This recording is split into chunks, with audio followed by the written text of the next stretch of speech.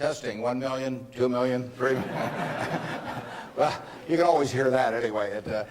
When I came down today, it's been 54 years since I drove down what was then the Highway 6, the Cornhusker Highway, to come to Lincoln to school. And even then, there was a lot of nostalgia attached with it because my father had attended the University of Nebraska in the 1920s.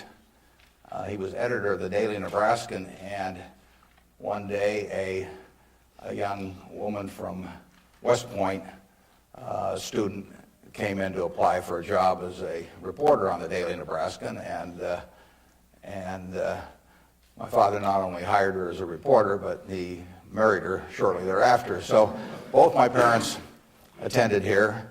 My grandfather on my mother's side was here in the 1890s, and so a lot of good things have happened to me because of the University of Nebraska. I received a terrific education here.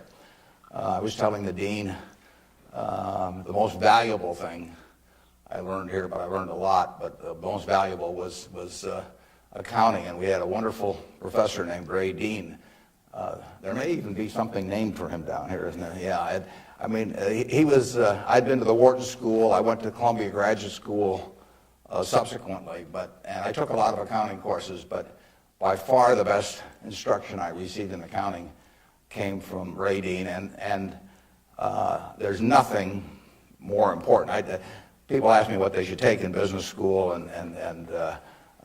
or even if they don't go to business school, what they need to know before getting in business, and I tell them, you have to understand accounting. It's the language. I mean, it's like being in a foreign country without knowing the language if you're in business and you don't understand accounting. So you want to get as comfortable with that as you are with the English language. It's made me a lot of money because I listened to what Ray Dean had to say 53 or 4 years ago, and have been able to understand what I was seeing on pieces of paper, what that told me about businesses, and the limitations of what it told me about businesses. But that's the way we invest. Yesterday I was in Knoxville, Tennessee, and we bought a company. We agreed to buy a company called Clayton Homes about a week ago. It's a big company in the manufactured home business. We agreed to pay $1.7 billion for it. I made that deal over the phone without ever meeting the people there, but I had seen enough through reading 10Ks, 10Qs, annual reports, but looking at figures, what they tell me in terms of the kind of people even running the place, the kind of accounting decisions they make and so on. I was able to make that $1.7 billion transactions over the phone. Yesterday was the first time I met the people, and their board of directors had actually approved the deal a week earlier. So it's, I couldn't have done that if I hadn't have, had a great time at Ray Dean's class 53 years ago. So if I'm going to tout one thing, aside from this particular leadership class, of course, if I'm going to tout one thing, I would tell you that get comfortable with it. It may not happen the first week or the first month in the class, but get very comfortable with accounting. So I run into CEOs periodically who really don't understand it. They try to bluff their way through, and you can see in their faces, they're frightened almost when somebody hands them a balance sheet or an income statement. They really don't know what it means, and they have to count on somebody else. And that's something you shouldn't count on. We make all our acquisition decisions ourselves. We don't call in consultants or anybody. We don't call in investment bankers, much to their disgust. No investment banking fees in the Clayton Homes deal, because it's my responsibility running Berkshire to understand enough about our acquisition decisions to make them based on the numbers that I see and what I see there. This course, however, is about leadership, and I'd like to talk just for a minute about that, and then I'd like to really talk about whatever's on your mind, and we'll get questions. But leadership obviously it's a very simple thing in concept. My job as the leader of Berkshire Hathaway is to have visions and goals for the company overall with a long time horizon attached to them, and then to get those goals accomplished through other people. That's what it's all about. I can't do it myself, so I have to know where I want us to get to. I have to see over the next mountain if possible, but then I have to get a lot of other people to look over that mountain with me and really do the job. I mean, they are the ones that get it accomplished. So it's getting things done through other people. Now, Berkshire is like many large corporations in certain ways, but it's really quite different in many ways. We have over 150,000 people now working for Berkshire Hathaway in dozens of companies throughout this country primarily, and even abroad a little bit. We have exactly 15.8 people in headquarters, and Deb Ray came down with me today, so we've only got 13.8 there today, and we're probably working just as well with those 13.8 as we would if Deb and I were in the office. But that's an unusual organization. I mean, we have dozens of operating managers, CEOs of their businesses, out there running them today, and they do it without any direction from the home office except for one very limited piece of direction that I give them, which I'll get to in a second. But we have these people, and they're an unusual group of people running these businesses because most of them have sold their businesses to us, and they're very, very wealthy. 3/4 of our managers do not need to work financially. They have no reason financially to work. Probably 3/4 of them are worth at least $50 million, and we have some that are worth in the billions. And yet these people jump out of bed every morning, and work, and they work weekends, and they love working. And why is that? And what's the key to that? Well, the key really is the same reason I keep working. I'm 72. I'm getting Social Security now, so I should be in Florida, pushing shuffleboard around or something of the sort. But I do what I can do, anything in the world I want to do. But what I want to do is run Berkshire Hathaway. Now, why do I want to run it that way? There's a couple things. A, I get to paint my own painting. I go down there every day, and I feel like Michelangelo there, working on the Sistine Chapel or something. Nobody else may think it's a great painting, but I get to paint my own painting. I do not have people second guessing me. I do not have people saying, why don't you use a little more red paint than blue paint? Why don't you paint a seascape instead of a landscape? I get to do my own thing. It's a form of creativity. It's exactly like somebody feels it's a professional golfer or somebody feels it's a painter. They're not doing it for the money, primarily. They're doing it because they like doing something well, and that it happens to be down the route of their talents. And the second thing I like, frankly, is I like applause. I like appreciation. So I like having shareholders who feel good about what I've done. I mean, I have a 96-year-old aunt, and her husband went to the University of Nebraska too, and she is. She has all her money in Berkshire Hathaway, and she counts on me. And she's out in Palm Springs now, and her whole net worth is in Berkshire. And I've got cousins, and I've got everybody in our family has got all their money in Berkshire. And so those people are counting on me, and that's kind of fun to have something where you can actually deliver for other people and change their lives in positive ways. As a matter of fact, we had a couple that nobody had ever heard of up until a few years ago, the Othmers, in New York. They came from Omaha. Don Othmer went to Central High. Mitt Othmer, not sure which high school she went to in Omaha, probably South High. They left $750 million when they died. Nobody ever heard of them. And I think a substantial portion, went right here to the University of Nebraska. It was probably a total surprise to the university when they got, I don't know, you probably got 150 million or so. Yeah. Yeah, well, you should thank the Othmers, but nevertheless, you see the money, you see good things happening out of it. So it's fun. I mean, it's, it beats playing golf every day or something of the sort. So I say, if that's what turns me on, what's going to turn on these managers that are out there running things like Clayton Homes, or we've got a company, Flight Safety, that trains more pilots than anybody in the world. Flight Safety is run by an 85-year-old man, Al Yulshi. Al started the company with $10,000 in 1951. It now trains 4 or 5 times as many pilots as non-military pilots. as anybody in the world. And he is there at 85, and it's a matter of public record. He's got $1 billion worth of Berkshire shares. He works 7 days a week. He loves it. And he loves it for the same reason that I love what I do. He gets to do it his way. He buys these big simulators that you train pilots in. He doesn't have to check with me as to whether to spend $15 million for a simulator. He doesn't ask me. He knows so much more about it than I do. Why in the world would he ask me? Well, I can't tell what kind of a plane I'm in, when I'm flying around. And Al is spending a couple $100 million a year on simulators.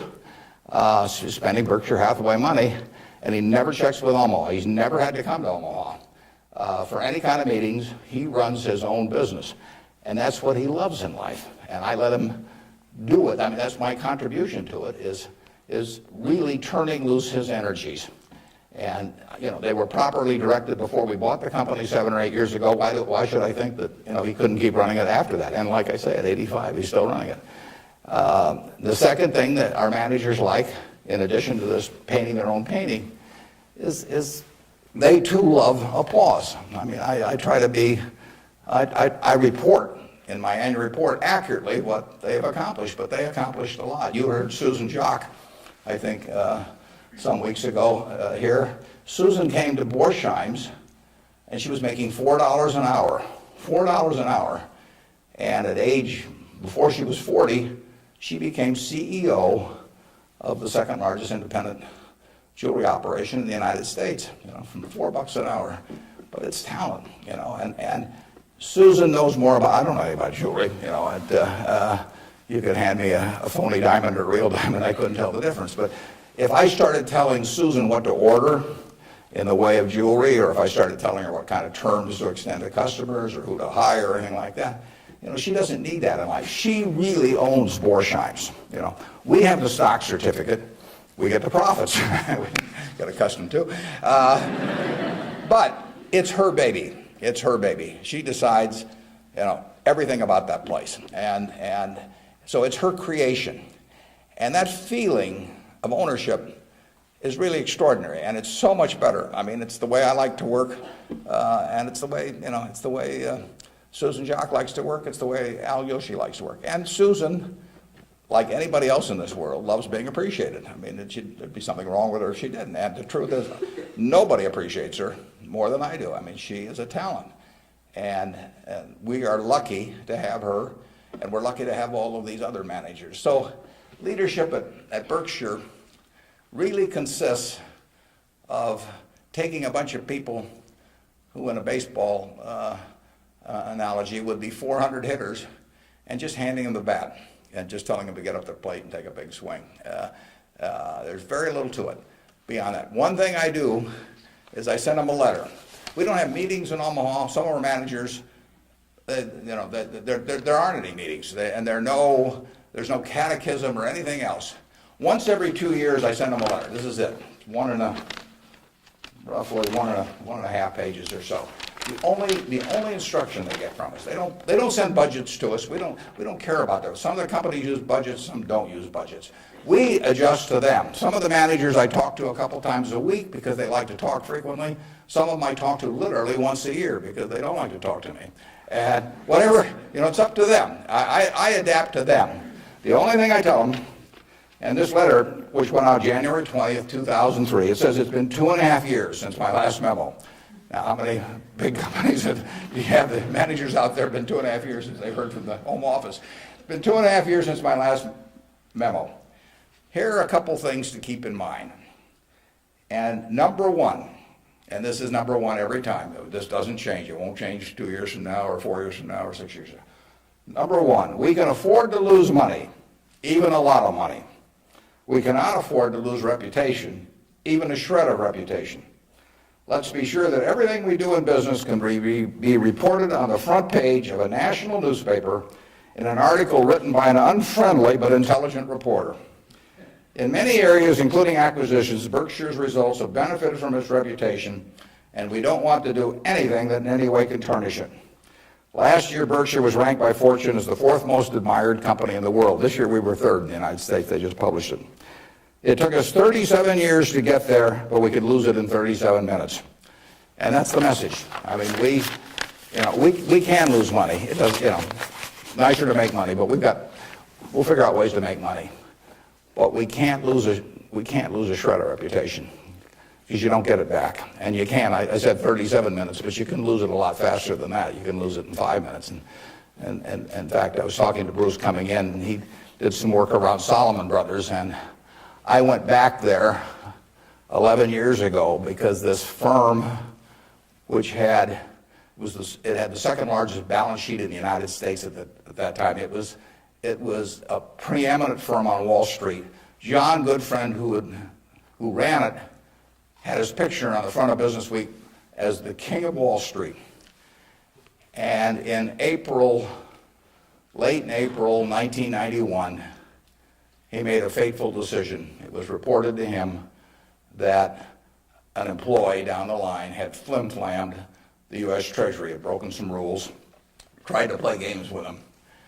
And John did not report that fact to the Treasury or to the Federal Reserve or to the SEC or to anybody else.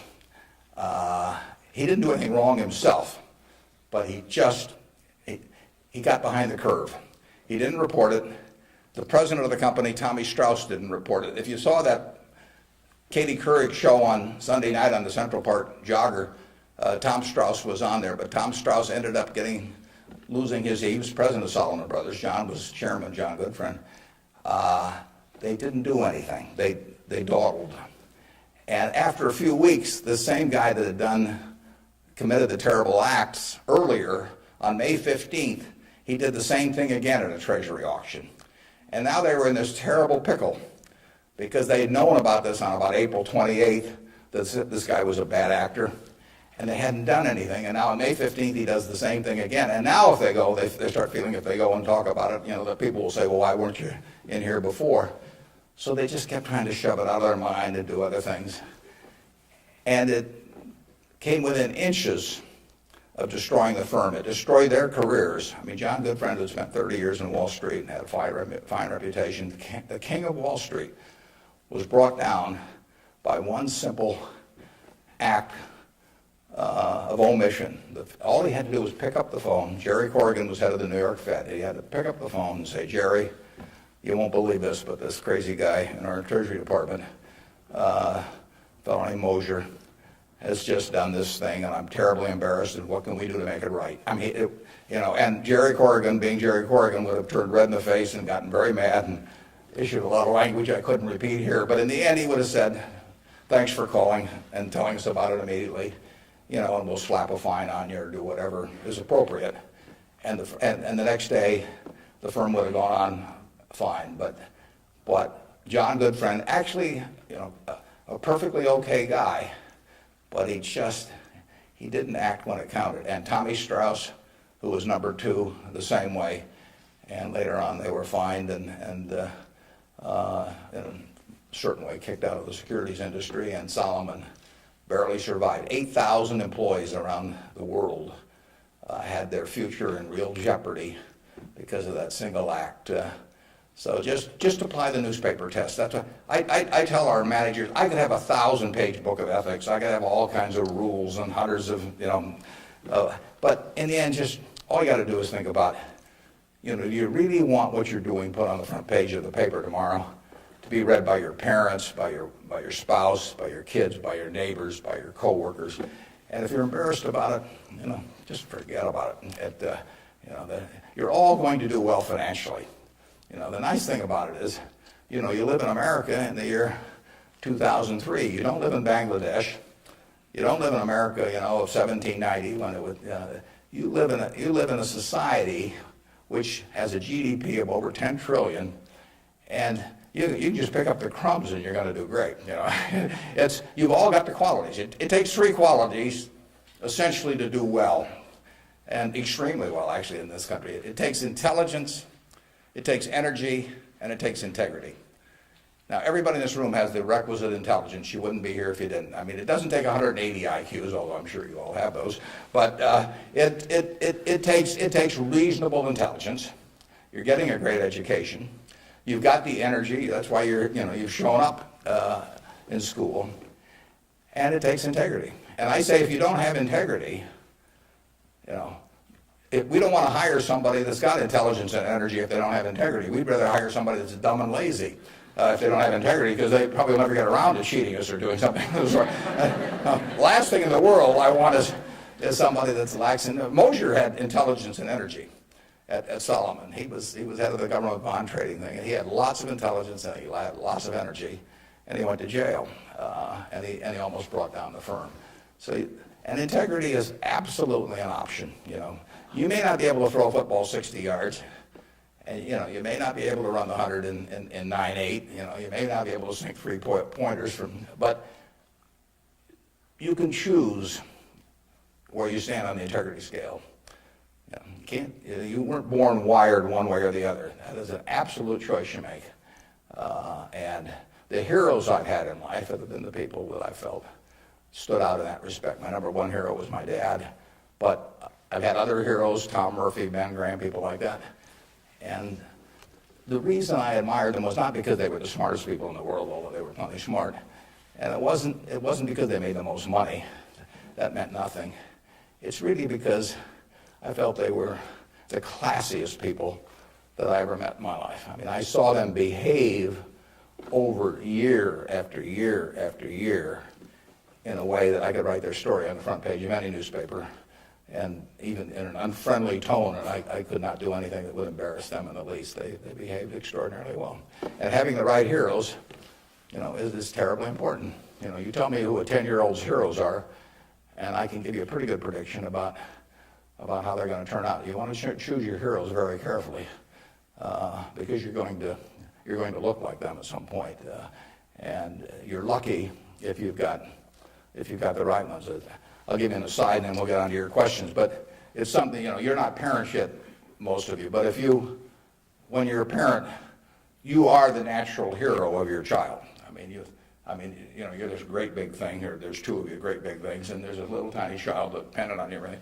You are the natural hero, and anything they get in school, subsequently, or anything else, they're going to be shaped more by what they see in this behavior of yours toward them than anything that will impact them later in their lives. And if they want you to be the hero, you can destroy that, of course, and you've seen it done many, many times. But actually, if the parents are proper heroes, the child is about 90% of the way home. And you're lucky if you've had parents like that.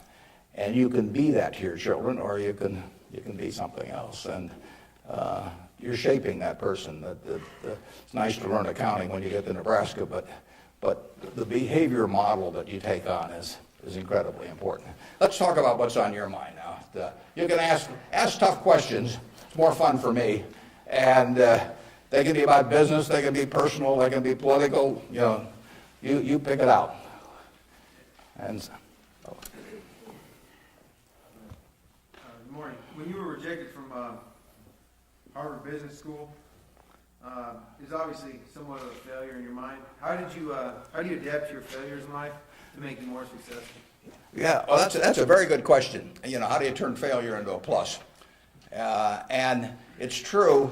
When I was at the University of Nebraska, one day I was reading the Daily Nebraskan, and it said in room 300 or something, at 3 o'clock there will be this panel of 3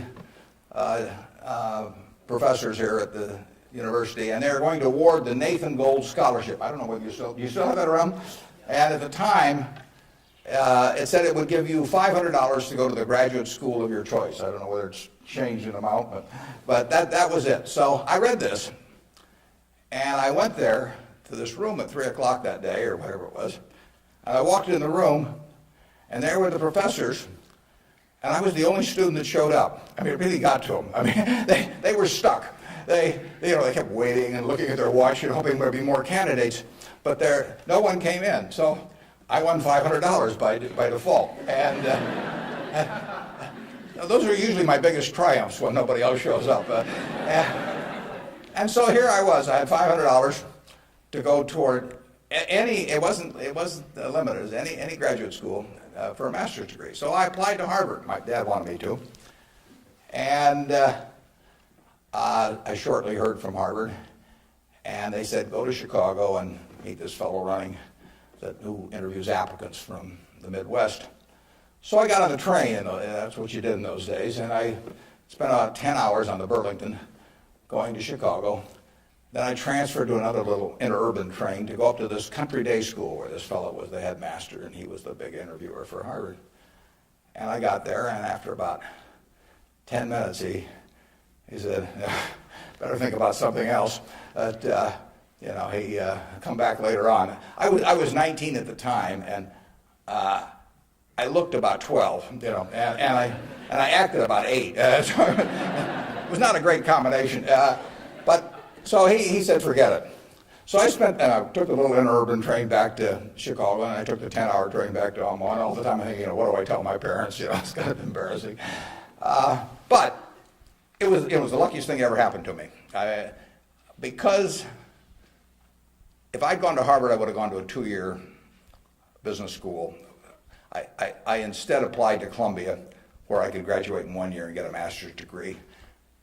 Luckily, that by the accident of it and being in the Nebraska National Guard, which did not get called up for the Korean War, I missed going in the Korean War. I got to meet Ben Graham, which had an enormous effect on me subsequently.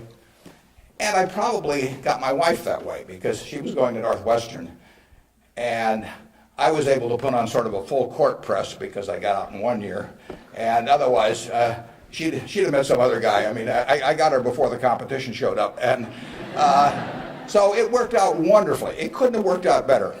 And that's been my life, basically. I mean, things, you will get some disappointments, but the future is what counts. It'd be fun if I knew every decision I was going to make was going to be perfect. It would not be as much fun. It'd be like playing golf and knowing you're going to hit a hole-in-one on every hole. You wouldn't play golf if every time you got on a tee, you just took a swing and the ball ended up in the hole. It'd be fun for a few days. You get on TV, but the game would not be any fun. So it's failure, and I wouldn't even consider them failures, but they're mistakes or whatever you want to call them. They're part of the game, and in the end, you go on, and we made plenty of mistakes in business. We'll make plenty more. And the Babe Ruth, and for a long time, it subsequently got eclipsed by a few fellows, but he held the record for strikeouts. So held the record for home runs and was the highest paid baseball player until the modern era came along. So it's part of the game. If you take big swings, you're going to miss sometimes. But the Harvard thing, you'll get a kick out of this. They invited me back to the 25th anniversary of this class to talk to them, and I went back. It was kind of embarrassing because this was the 25th reunion, and the class was talking about the next 25 years to these alumni that were back after 25 years, and my job was to talk about the next your financial future in the next 25 years. This was in whenever it was, in the mid-70s. And right before me on the program, Masters and Johnson were talking about the next 25 years of their sex lives. So nobody stayed around for my talk. But that night at the alumni meeting, the fellow who was president of the class stood up and said, we're big enough to admit when we make mistakes around here, and we turn this guy down and throw him back in the water. And so now we'd like to make him an honorary member of the class. So they did it, and they voted, and everybody voted for it. And I stood up and I said, I recited the story that I told you. And I told them, I said, at the time I was kind of philosophical about this. I was young, and maybe my grades weren't that good or something. And so I took the rejection kind of well. But I said, now that I've met the people that got into class, I'm really sore.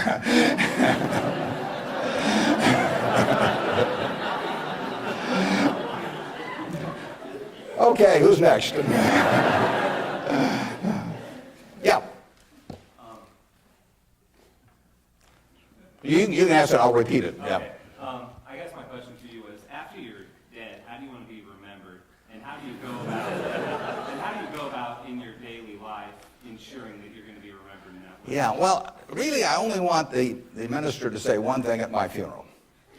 If he gets up there, and they play a few little hymns and everything, Maybe they'll play there. There's no place like Nebraska. That'd be great.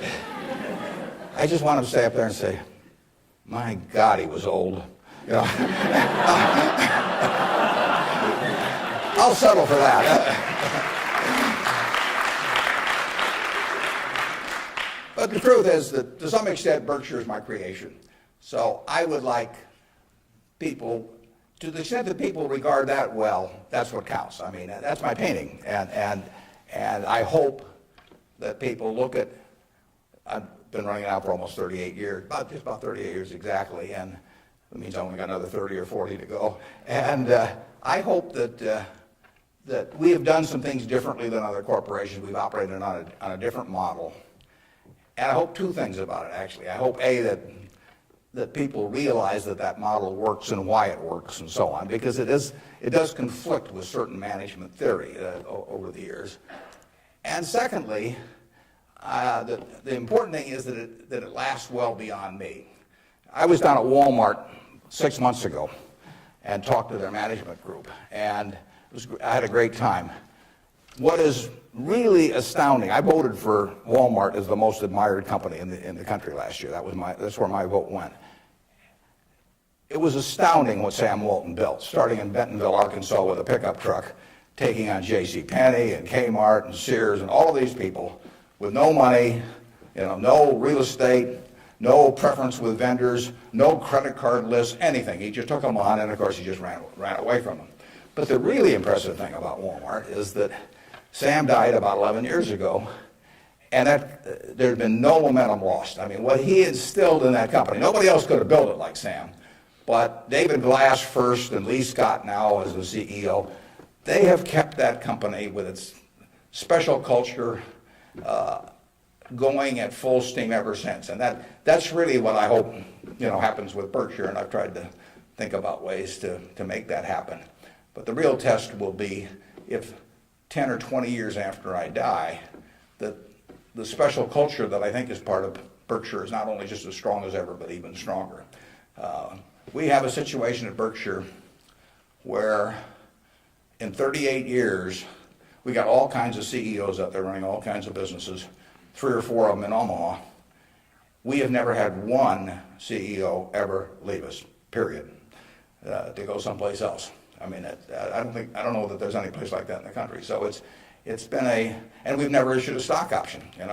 You read in the papers that you got to have stock options to attract quality people, all that sort of thing. I mean, we've never had a share of them, and in the end, I don't know how many dozens of managers we're talking about, but no one has ever left for another job, and some have been offered way more money.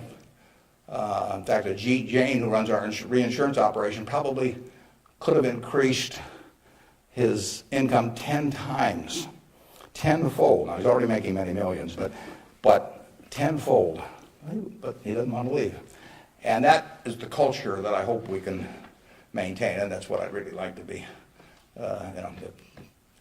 If I've done anything to contribute to that, continuing after I die, that would be terrific. Of course, I actually plan to keep managing Berkshire after I die. You have to understand that. I have given all the managers Ouija boards. I've got these dark rooms we're going to go into, and I'll be there. Mrs. B at the Nebraska Furniture Park worked till 103 at Berkshire, and she's sort of our examples. And then she took off from work, and she died the next year. So it's very dangerous to quit as early as that. Yeah. Am I supposed to be calling on these people? Okay, good. How do you determine via your personal finances what organizations or foundations you give your money to? On personal finance, how do I handle them? Or? How do you determine where you make your donations? Oh, well, we've got there's a Buffett Foundation. Eventually it will have everything. I mean, basically everything I've made will go back to society. America's done it for me, and that's where it should go. I've got about an 8-page letter that the trustees have already seen. Incidentally, there's very few trustees. I don't believe in large groups of people making decisions. It gets to be, it sort of descends to the lowest common denominator. So there's only, maybe 5 or 6 trustees. Interestingly enough, not just by accident, but I picked the people who I trust in the most in terms of both their intelligence but also their quality to run it after I have people I feel the surest of. A significant majority will be women. It'll be a woman-controlled foundation, and probably the largest foundation in the world at the time, but with a very small number of trustees. I have, in my letter, I tell them that I'm not going to give them any specific instructions as to what to do with the money. I tell them that their judgment above ground will be better than my judgment 6 feet underground. So in the end, I want them to do a couple of things. I want them to attack really big, important causes. I don't want them to give $1 million here and $1 million there and everybody that, that asks that they know and that sort of thing. So I don't want them doing things with an eyedropper. I want them to take very big swings. And then I want them to measure what they're doing by the importance of what they're doing as contrasted to the natural funding constituency for that. Now, take in the health field. I mean, you got the National Institute of Health spending billions and billions of dollars. You got all kinds of money going into medical research. It'd be crazy, in my view, for the Buffett Foundation to be engaged in medical research. It's not that the subjects isn't important, but there's already a huge funding constituency. It would be crazy for the money to go to Harvard or something of the sort. It isn't a fine educational institution, but you've got all of these people that give money to Harvard, and they've got a rich alumni base and all of that sort of thing. So I want the combination of a terribly important program and the lack of a natural funding constituency. Well, where do you find that? You find that with unpopular causes to quite a degree. Rockefeller felt somewhat the same way. It's interesting. He was the first major patron of any sort of black colleges in the United States. Now, if you think about it, black colleges had no funding constituency. I mean, their alumni didn't have any money, basically. I mean, if you go back 75 or 100 years. So there wasn't any money coming. And people didn't, they didn't build great businesses and then leave tens or hundreds of millions of dollars to the institution. And it was self-perpetuating. And so Rockefeller stepped in and he took a group of black colleges and funded them in a very, very big way. And I admire that kind of a decision enormously. Otherwise, nothing would have happened. And that's what I hope the trustees of the Buffett Foundation do. I was with Bill Gates last week, and I consider his foundation, he and Melinda together, because they're equal partners in it, I consider their foundation to be the most logical big foundation in the world. They're giving away about $1 billion a year. Now, Bill said and Melinda said to themselves, how do we save the most lives per dollar spent in the world? And they decided that in certain major medical areas, that what was being done abroad in many countries was zilch in terms of these things that were easily preventable by vaccines or various other things. And they decided they could save huge numbers of lives per $1 billion spent. But they'd be spending it, in places like India and Africa where they would get no credit in the United States. I mean, no buildings with their name, no nothing. But that was their metric. And that's Bill's sole metric. I mean, he doesn't want to talk about, you can go to him with some proposition to stick his name on something, for $50 million. It doesn't interest him at all. It's a totally rational one, and he pours himself into it. He has educated himself on medicine, and particularly medicine outside the United States, in a way that I've never seen anybody. And I've got good news for you. This you should write down. On May 2nd, on public broadcasting, there will be a program where Bill Moyers is interviewing him, and Bill explains his philanthropic thinking. And I went there. It was taped at Columbia University, and in fact, you may even see me in the audience sitting next to Melinda. But it's going to be a great program. They took about 1 hour and 20 minutes, and it's going to get edited down to 56 or 58 minutes. But you will hear as cogent an argument for rational philanthropy on that program as you'll ever hear in your life. So it's interesting. That program came about because about 2 years ago, I asked Bill a question at a group I get together, something akin to what you asked him. I asked him to talk about the evolution of his philanthropic thinking. And there were a group of about 60 of us there, and he talked to us, and I mean, it was a fabulous talk. And I said, you got to get that out in the public domain somehow. So this thing with Bill Moyers does that. If I die tonight, all my Berkshire shares, which are 99% of my net worth, plus go to my wife. She dies first, hers go to me, and then it all goes to the Buffett Foundation. And it will then be active on a very big scale, and those are the guidelines. And who knows what those problems will be. I mean, it might well have been civil rights in the early 60s. I mean, the civil rights organizations, were not being funded by anybody. And I mean, money wasn't the big problem, but it was a problem in the civil rights arena. And there was no natural funding constituency for that. It was a very important issue, but it was an unpopular issue in many respects. And it seems to me that's where the money should go, particularly if you have it on a big scale where you can really do something. Depends when I die, but 10 or 15 years from now, the foundation could really, it could have a lot of money. And so they could do some things that nobody else could attempt. And it won't be what people want them to do. That's the nature of it. If it was what people wanted to do, it would already be being done. The interesting thing, the contrast between business and philanthropy is interesting. In business, I swing at easy pitches. I stand there at the plate, and if I like pitches 1 inch above my navel, right in the center of the plate, I can wait and wait and wait because there's no called strikes. As long as that bat's on my shoulder, nobody's calling a strike. If the pitcher throws me General Motors at 36, IBM at 82, Microsoft at 25, and I don't swing, it's not a strike. It's not a hit either, but it's not a strike. Only when I swing is it a strike. So I wait for easy pitches. I wait for things I understand are exactly in my sweet spot. Philanthropy is just the opposite. You're looking at the toughest problems the world faces, and they're intractable to some extent. These are tough problems. And they have resisted the utilization of money over the years, and that's what makes them tough problems. The problems you can solve with money are the easy ones. It's the problems you can't solve with money. So they are very tough problems. One thing I've gotten involved in just a little bit recently is something that Sam Nunn is heading, the former senator, called the Nuclear Threat Initiative.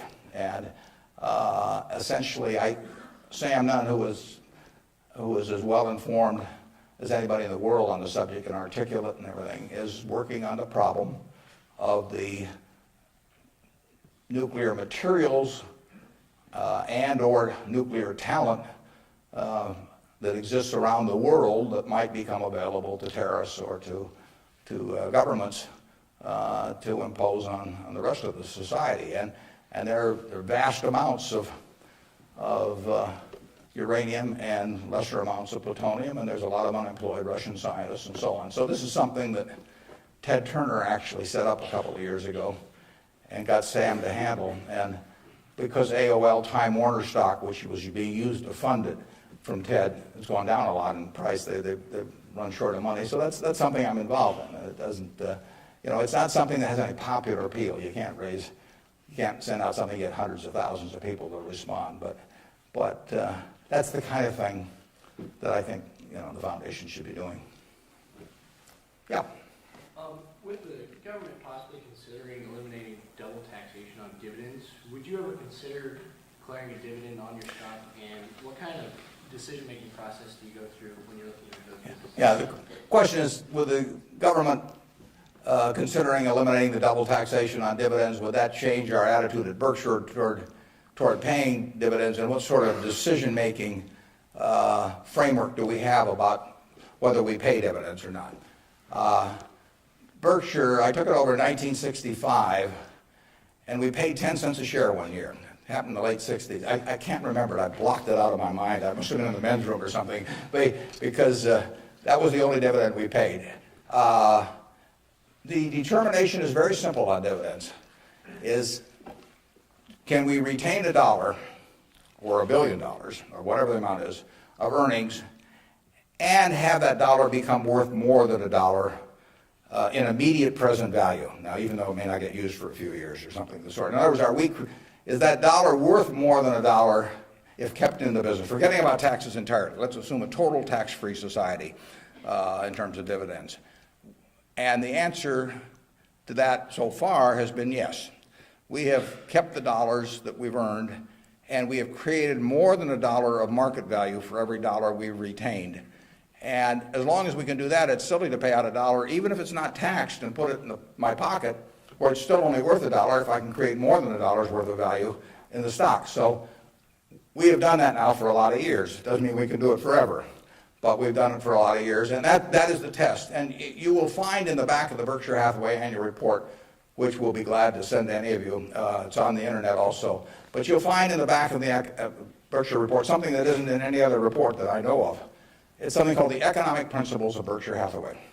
That's been in the report every year now for at least 20 years. And those principles don't change. That's why they're principles, and it's why I'm willing to lay them out. I mean, if I act in conflict with those principles, I expect the owners to, to call me on it. But I look at the investors in Berkshire as my partner. Now, I'm the managing partner. They can't, because I own so much stock, they can't do much about me. So they ought to know what the game is if they join us. And that doesn't mean everybody wants to join us, but they ought to know what the rules are. Just as if you and I were starting a partnership and I was going to run it, you'd want to know, how we were going to conduct business and what my thoughts were and what my time horizon was. Would we ever sell? Would I make distributions? All that kind of thing. So those principles cover this point you raised. I don't forget what's the third or fourth one or something like that. But it's explained there, and I want people to I want our owners to understand it. I mean, I look at every owner when I write my annual letter to shareholders, which takes me an ungodly amount of time. I mean, it's miserable. But nevertheless, it's important because it is the one time a year I'm talking to my partners. And when I started out, I actually mentally put Dear Doris and Bertie, because those are my sisters. And they have all their money in Berkshire. They're smart, but they're not financial types. I mean, they're not spending their time on that. And I essentially want to be talking to them as bright people who don't know a lot of financial jargon necessarily, but they're interested enough that they'll read a lot because they got all their money in it. So I don't have to worry about keeping it short or anything like that. If I'm talking about their money, I've probably got their interest, and I take that off at the very end, and then I take off Dear Doris and Bertie and I put to the shareholders of Berkshire. But I want to tell them exactly what they're in. I want it to be just as if our roles were reversed. That's always the test. If Doris and Bertie were running the place and I was living in Carmel, California, like Bertie is, what would I want to hear from them, the managers? And one of the things I want to hear is just exactly the question that you asked. What is your attitude about distributing money from the company? Because I get to make that decision along with the board of directors, and they don't. And some managements withhold money that really belongs to their owners because they like building a kingdom. Some of them, do it out of fear or anything like that. I think I'm doing it for a rational reason, and I want to explain that reason, but I tell them how to test me on that too, because I think I should be tested. And it's a very important relationship that really has deteriorated over the years, in my view, between management and owners. I mean, you've seen in the last 10 years a slippage, in my view, of the behavior of American CEOs. I mean, obviously, all kinds of exceptions, but it's very interesting because they're not crooks or anything, most of them. There's a few, and they've gotten a lot of publicity lately. But nevertheless, they have behaved as most humans do. They've sort of picked up the behavior of those around them. That's why it pays to hang out with people better than you are. I mean, if you hang out with people better than you are, you'll become better yourself. Everybody behaves better that's around my wife. I mean, even including me, starting from a low base. But she just has that effect on people, and other people pull you down. I mean, when I was in the National Guard and we would go to camp, in about an hour I was reading comic books. Pretty soon everybody's reading comic books. The language, every other word becomes some form of profanity. Everything. You just sink. Well, what happened to American CEOs in the 90s is that the behavior, the situational ethics, sort of caused behavioral norms to sink. I say it's a little like how Mae West described her career. She said, "I was Snow White, but I drifted." And American management drifted to quite a degree during that period. I think it's very important, what that relationship is.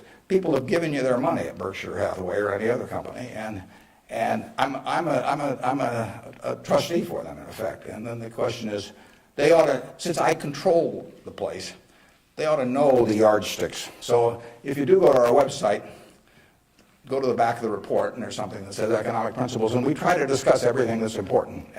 And I tell them I'm going to put them in there every year so that they can hold me accountable. Yeah. You talked quite a bit about flexibility in your many different companies and so forth. If you could elaborate a little bit on the personal qualities and professional qualities that you look in those executives that you place in those companies. Yeah, and the question is about the personal qualities we look for in the executives we place at our various companies. The first thing is we don't usually place them. I mean, they come with them. We don't have anybody to place. So I have the problem occasionally, if somebody dies, or to replace a CEO. But most of our CEOs came with the deal. Clayton Homes, which we're buying, comes with Kevin Clayton running it. We will put no one in there. He will run the place just as before. But in terms of the personal quality, when a seller comes to me with a business, whether it's Clayton or any of the others, Ike Friedman at Borsheim's, Mrs. B at Nebraska Furniture Mart, when they come to me, the first question I have to ask myself, because I'm counting on them to run the place, I have to decide, do they love the money or do they love the business? Now, there's nothing wrong with liking the money. I mean, they all like money, but they've got to love the business. They've got to have a passion for it. Because if I give them a whole bunch of money and they love the money and they don't love the business, no matter what they tell me, 6 months from now they'll be gone. I mean, they'll just all of a sudden say, why am I getting up at 7 in the morning just so I can send a lot of money to Omaha? I mean, it won't work. So they have to love the business. I mean, I want people with a passion for the business. I used to say that I had a one-line employment form, one-question employment form. The question was, are you a fanatic? If you answered yes, you got the job. Because I want somebody who's fanatic about their business. I mean, you want people that love teaching if you're in a classroom. If they don't have the passion for it, it doesn't work very well. So now, if they've got the passion, and our managers do, but not everybody would. The financial operators don't. We've never bought a business from an LBO operator or a financial operator because they don't give a damn. I mean, all they want to do is make sure your check clears, and they're gone. And it isn't going to work if we try to buy from them. So we buy from these people who love their businesses. And then really my job is just to make sure that I don't mess it up and create conditions that cause them to quit loving it for some reason, because they come in loving it. Only I can mess it up. And they care about being treated fairly on compensation, but they don't measure it against everybody else. They don't have a lawyer they're negotiating with me. I mean, I don't have a compensation arrangement with any of these managers that can't be put in one paragraph. And then I go to other companies where they have a lawyer come in and there's 80 pages, and it tells what's happened, how much they get paid at severance if they end up going to jail. And I won't deal with somebody that thinks that way. And that's fine. There's a self-selection process in terms of who comes to us. There's this invisible filter out there that causes the Claytons of the world, the Al Yoshis of the world, the Ike Friedmans of the world, the Mrs. B's of the world to come to us. When I made the deal with Mrs. B in 1983, Mrs. B had another offer from somebody else that was somewhat higher. And she just said, I don't care. She only owned 20% of the company. She had 4 children, they each owned 20%. She told them, I'm selling to Mr. Buffett. She always called me Mr. Buffett up till when she was 104. In fact, when I'd walk in the store, she'd say, here comes my new young boyfriend, which I don't get that a lot of places, I can tell you. But she built this thing. She came over here in 1921 or 2. She landed in Seattle with a tag around her neck. She couldn't speak a word of English. Said Fort Dodge, Iowa. She couldn't communicate. She just had the tag. The American Red Cross got her out to Fort Dodge. And for 2 years, she got no place because nobody spoke Russian or Yiddish, actually.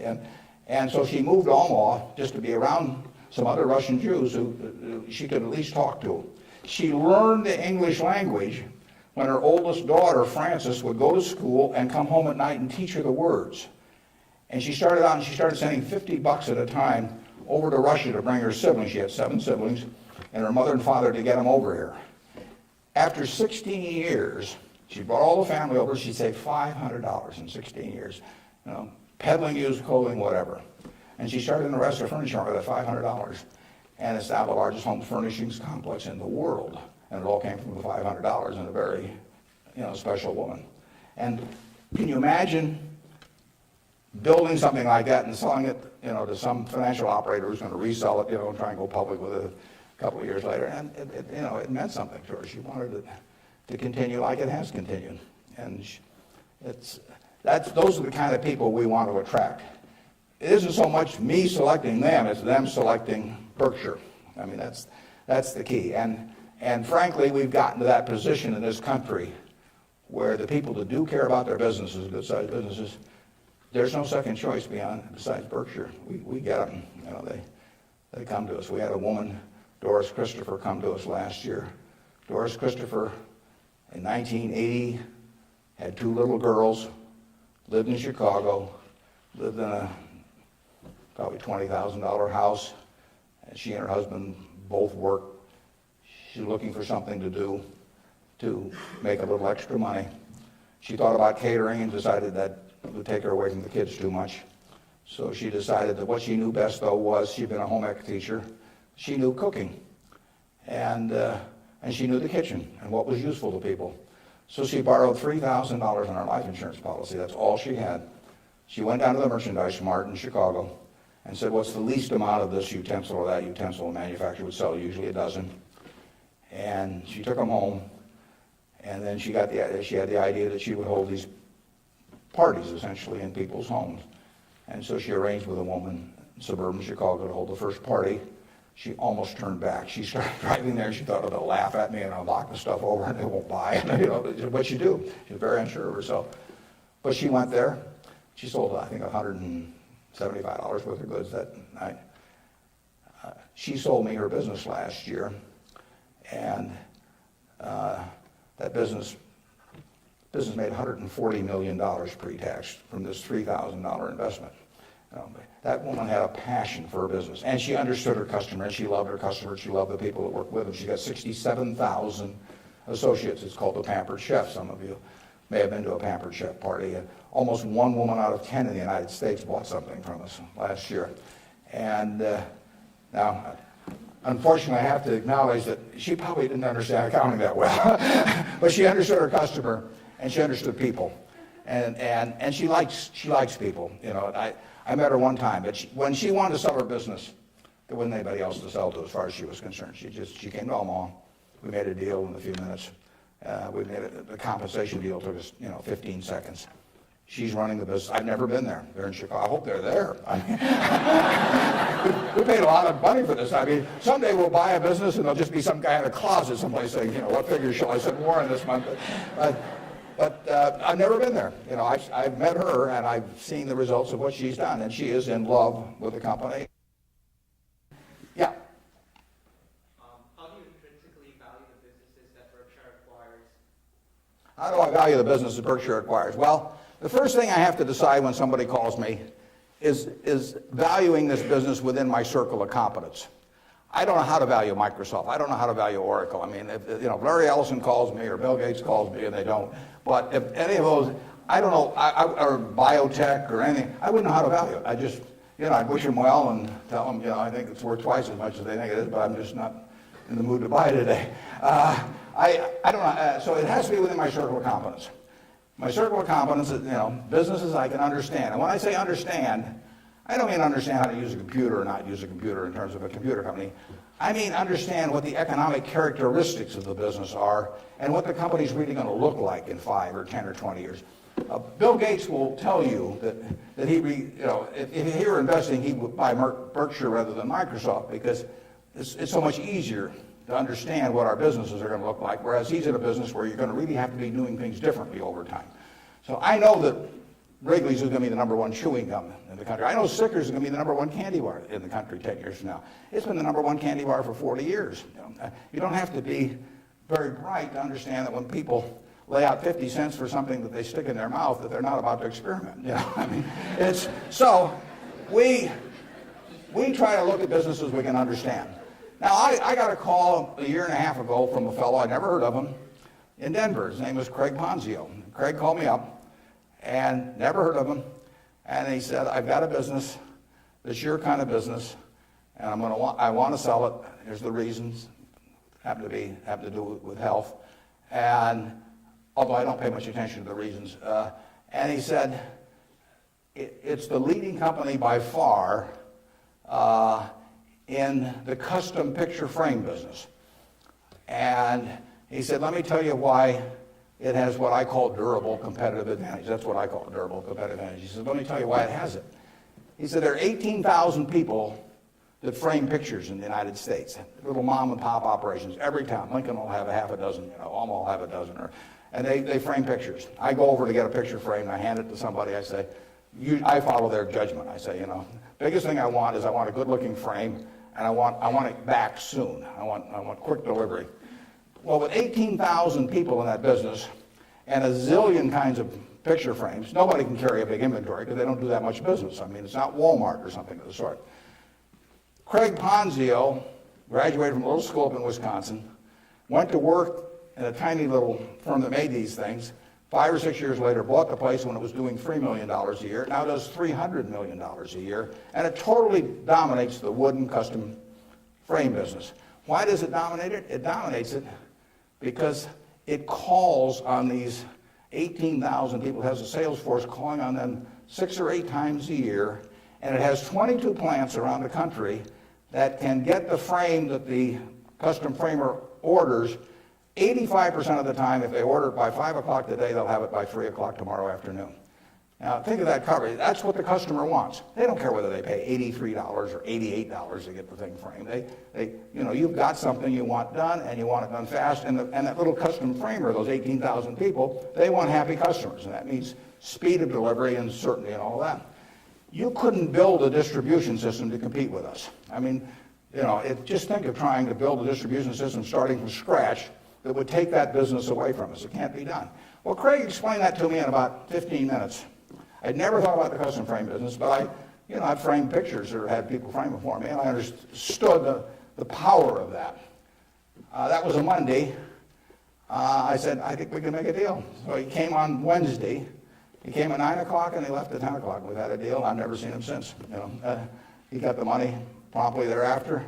He wasn't going to come to the annual meeting last year, but his wife was sick. He'll probably come this year. He's a good guy. And no one can knock us off in that business.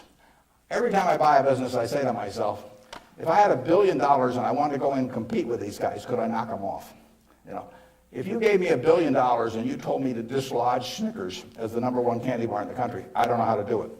If you tell me I got $1 billion and I got to make it, or $5 billion, and I got to make it so that Wrigley's, Spearmint, Double Mint, Juicy Fruit, all of those get knocked off the top-selling gum list, I can't do it. Now, if you give me $1 billion and tell me to knock off all the ladies' apparel shops in Lincoln, I'll make mincemeat of them very fast. I mean, I have a very good business myself, but I can destroy them. And the real test is, can some idiot with a lot of money destroy the business you've got if he decides to compete with you?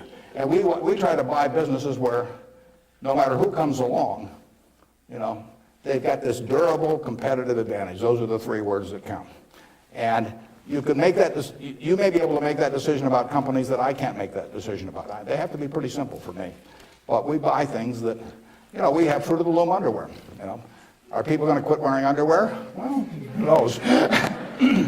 But we sell 44% of all the men's and boys' underwear that goes through Walmart and all of the mass merchandising chains. We've got the lowest costs around.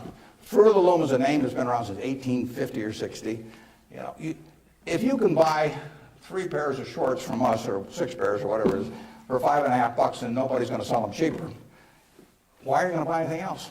So we'll own that unless we mess it up some way. We've got a very potent advertising slogan there. We cover the asses of the masses. Sort of gets to it, doesn't it? Yeah, up there. Yeah.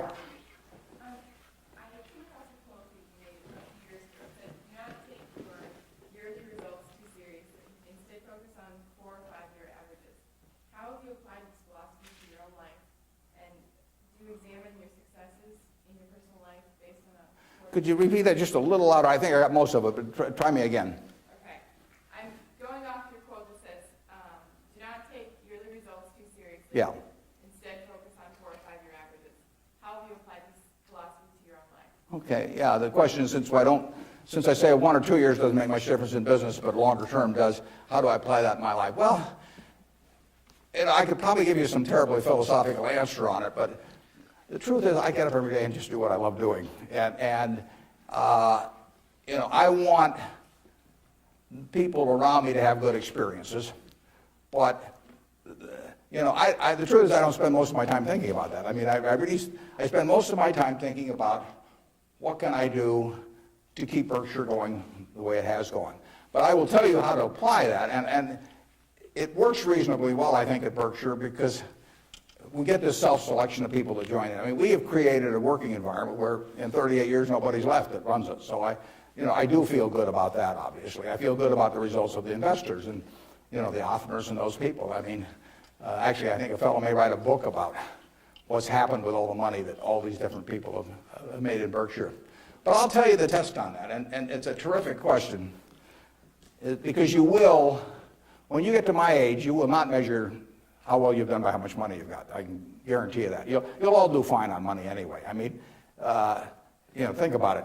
7 hours a day, you're in a bed. You got exactly the same mattress I've got. If you don't, we'll sell it to you at the furniture mart. We're on a parity. I can't outdo you, in terms of my sleeping enjoyment. You can match it by buying this mattress, which we'll give you a special price on. Just mention my name. We eat at the same places.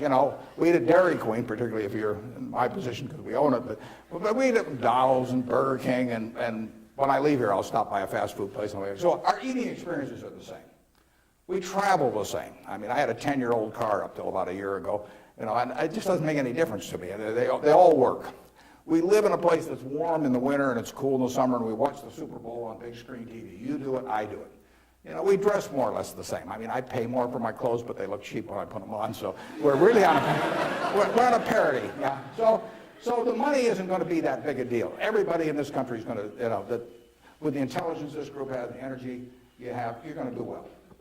So what's the difference? What really counts? Well, I would say that you will measure, health is enormously important, and that's a matter of a fair amount of luck. I mean, so I'm not shortchanging it. I'm just saying you can't do too much about that. But you will measure your success in life by how many, and extent, whether it's the people you want at 70 or whatever the age may be, you'll measure it by how many of them really love you, in the end. I mean, you can't buy love. I mean, it doesn't work. You can buy sex, you can buy testimonial dinners, you can buy your name on buildings, you can do all kinds of things. But the only way you get to be, love is to be lovable. It's kind of irritating, actually. If you've got a lot of money, it'd be more fun to just write out a check for $1 million. So everybody, from now on loves me. But it doesn't work that way. And in fact, the only way is to be lovable. And I've got this friend who came out of Auschwitz and had at least one member of the family die there. And what is it now? It's 60 years later. She still, when she looks at people, it's a Polish Jew, when she looks at people, the question she asks herself in determining who she really trusts as friends, the one question in her mind is, would they hide me? Now, when you get to be 70, if you've got a lot of people that would hide you, you've had a successful life. I know people who have a tremendous amount of money, no one would hide. Their own kids wouldn't hide them. I mean, they really wouldn't. I mean, their business associates wouldn't, or anybody else. If it really came down to it, they don't have anybody's respect. They've got their attention maybe with money or something of the sort, but nobody loves them.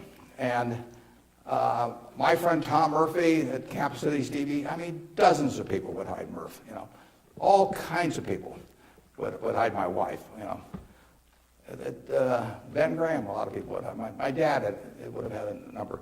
And then, like I say, I can tell you people that, everybody may pay homage to them, and the kids may put up with them and hope they don't change their will or something, but the truth is that nobody would hide them. And if you've got a lot of people that would hide you when you get to be 70, you will have a very successful life. Okay, right in front. Throughout your life, what are some of your personal and career goals that you've set for yourself, and which ones have you accomplished and which ones are you still going after? Yeah, just in terms of personal goals or Just goals that you've set for your life that you've accomplished. Yeah, well, I would, the truth is the main goal I've had has been at Berkshire. I mean, it might be more admirable to say that I was feeding the poor or something someplace in India, but it isn't true. I mean, it's been the focus of my life most of the time. The money will be, I think, used for very good purposes later on. I don't use any real amount of it myself. But actually somebody else was going to do most of that, and I picked good people to do it. But, I've got 3 kids of which I'm enormously proud, and they like each other. They get, they do things together. They work, the family unit works extremely well. But my wife gets 99.9% of the credit for that. I mean, if you didn't turn out well under her, there's something really wrong with you. It's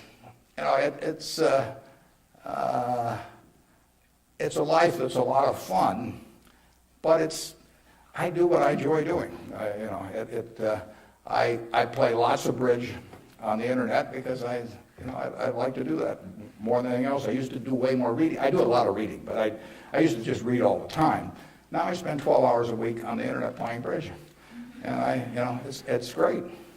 I will talk to the Microsoft Summit here in about a month, and I tell this group, and there's all these high-powered internet types, and I tell them, look, you guys are all failures because here I am, got all kinds of money, I've been fooling around with the internet now for 10 or 12 years.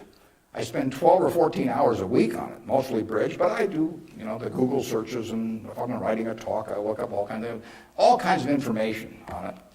I read the New York Times, the Wall Street Journal, 10 o'clock the night before, and all these things.